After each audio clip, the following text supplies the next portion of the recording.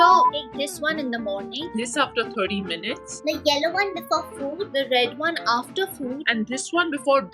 Why didn't anyone tell me this before? Did you know that the timing of when you take your supplements could be the difference between them working for you or just passing through your system unnoticed? If you're spending money on supplements but not feeling the benefits, it might not be what you're taking, but when you're taking it. Some supplements are best taken with meals, while others are more effective on an empty stomach. Some before bed, and others are best timed around exercise for optimal health and recovery. Understanding these little changes can effectively enhance your supplement routine. Hi, I'm Dr. Sanova Feza Doctor. I'm a board certified dermatologist practicing integrative and holistic health. On this channel, we discuss everything related to skincare, hair care, and healthy aging. Today, I'm sharing the best times to take your supplements such as vitamins, minerals, fibers such as psyllium husk, probiotics, and much more so that you can get the most out of every single dose. So, let the learning begin. What is the best time to take vitamins? Vitamins are divided into two main categories. I know. Fat soluble and water soluble vitamins. Fat soluble vitamins such as vitamin A, D, E, and K are stored in your fatty tissues and the liver and need to be taken with fatty food for better absorption. Meanwhile, water soluble vitamins, which include vitamin C and the B complex group, dissolve in water and are not stored in the body. So ideally you need to take these every day to maintain optimal levels. But you must pay attention as both B vitamins and non-liposomal vitamin C can cause stomach upset if taken on an empty stomach. So it is generally recommended to take these with meals. The B complex group of vitamins work very well when taken with breakfast, promoting metabolic support throughout the day, while vitamin C is best taken after breakfast with a glass of water to minimize any risk of nausea or vomiting. For niacinamide, that is vitamin B3, I recommend taking small doses of 50 milligrams around 3 times a day. This dosage has been found to optimize energy metabolism and boost NAD levels, which are foundational for optimal health. You can also take them 4 times a day if you space it out. To give you an idea, take a dose as soon as you wake up before going to bed and then space it twice evenly between those times. Vitamin B12 is another exception to the vitamin rule, as it is best absorbed on an empty stomach unless you're taking the sublingual form, that is the one where you have to place it below your tongue To let it dissolve. but remember,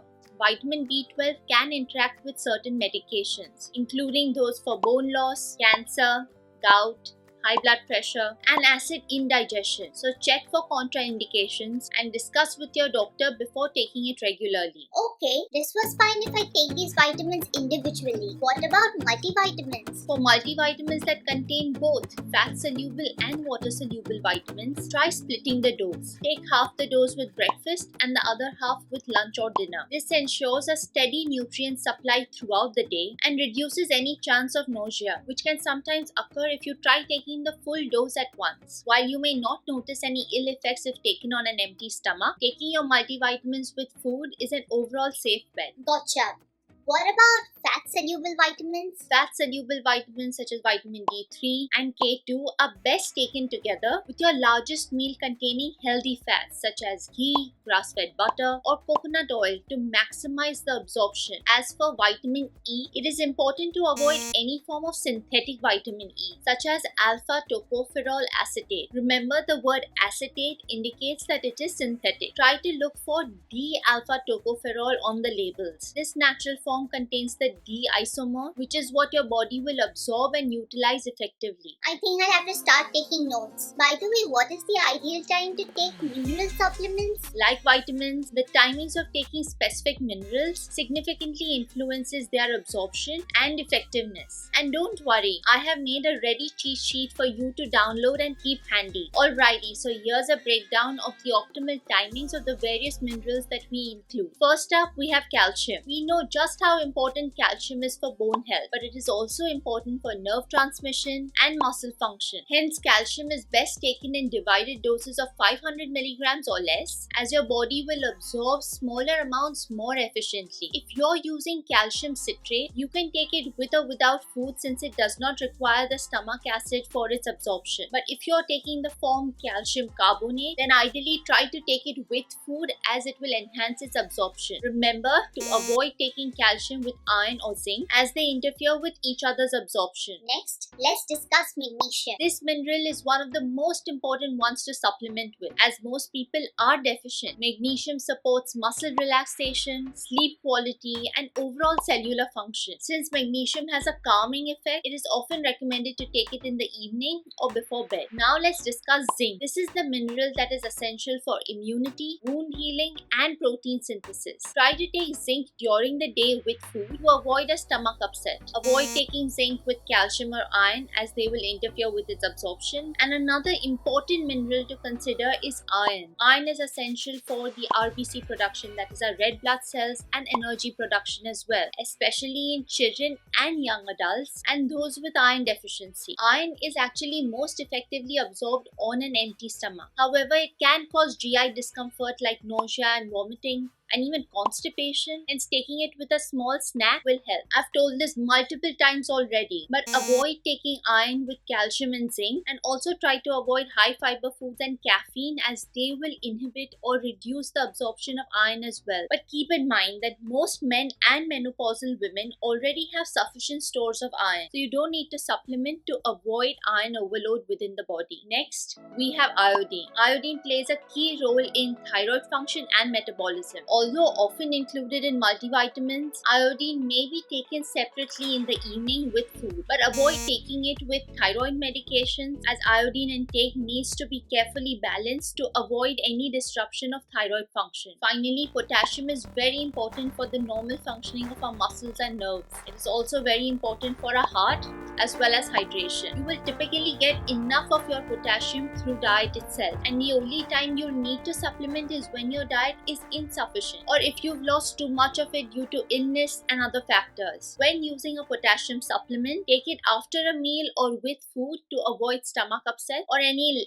laxative effects. What about fiber, enzymes, and probiotics? The timing of intake of fiber supplements is important to minimize the effect it has on the absorption of other nutrients. For example, psyllium husk is most effective when taken 2 hours after a meal with a full glass of water and at least 1 hour before or 2 to 4 hours after any medication. Enzymes like bromelain, papain, and trypsin serve as digestive aids, support muscle recovery, and reduce inflammation. The timing of taking them will actually depend on your goal. Either take them with a meal to improve digestion or take them on an empty stomach like after a workout in the morning for muscle recovery and anti-inflammatory benefits. Probiotics establish themselves most effectively in the gut when taken on an empty stomach in the morning. This timing allows the beneficial bacteria to reach the intestine with minimal interference from food, stomach acid, or other supplements. While getting the timing right enhances the benefits of supplements, the cornerstone of vibrant health is and will always be a well-rounded, nutritionally balanced diet. The better and more wholesome your diet is, the fewer supplements you will need in the long run. If you enjoyed today's video, don't forget to hit that like button and subscribe to the channel for more holistic health tips. Remember to download your free supplement guide cheat sheet, and if you have any questions or want to share your experience with supplements, drop them in the comments below. I'd love to hear from you. In the next video, I'll share the best times and the importance of taking antioxidants and various other supplements such as collagen, creatine, turmeric, rhodiola, garlic, and much more. Thanks for watching, and as always, take care of yourself, mind, body, and spirit. Continue to glow, thrive, and shine. As always, take care. I'll see you soon. But keep your head up, Charlie. We were made for this life, yeah. Wait to see how we rise up. We've been down for too long, waiting for a come up. Better days around the corner. All the pain made us stronger, yeah.